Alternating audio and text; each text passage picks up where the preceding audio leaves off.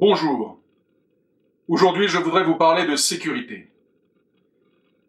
Qu'il s'agisse de sécurité au quotidien, dans la rue, dans les transports, ou qu'il s'agisse de la lutte contre la radicalisation et le terrorisme islamiste, il faut agir vite et efficacement.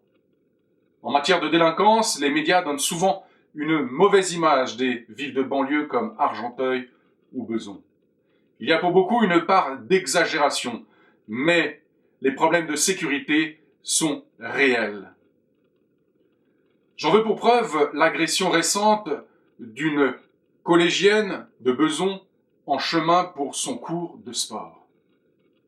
Pour casser la délinquance existante et agir dans un esprit de prévention, je veux rétablir une vraie police de proximité avec plusieurs exigences. Que les agents soient bien présents sur le territoire, qu'ils connaissent bien leur quartier et qu'ils soient affectés sur un temps suffisamment long pour être connus et reconnus par les habitants.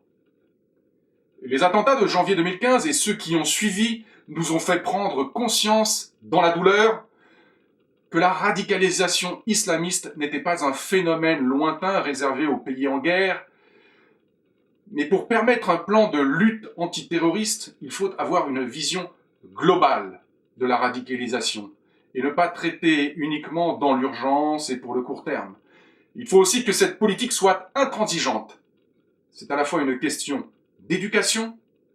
À l'école de la République, tous les enfants doivent avoir leur chance de réussir et doivent se sentir héritiers de notre patrimoine commun, notre histoire, notre culture. C'est là que l'on doit transmettre l'amour de la France.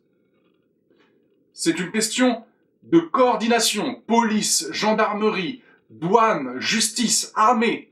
Il faut que tous les services de l'État qui travaillent dans la lutte antiterroriste communiquent mieux et plus vite entre eux.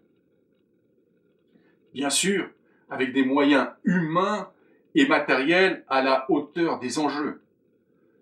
Ce travail implique aussi une meilleure coopération internationale et un rétablissement de nos frontières. C'est aussi une question de suivi social. Les familles dont un membre pourrait partir ou est parti faire le djihad ont besoin d'être mieux entourées. Le retour de Syrie ou d'Irak de ces personnes doit être très encadré et pas uniquement d'un point de vue judiciaire, à la fois pour leur réinsertion, quand cela est possible, et pour la sécurité de tous.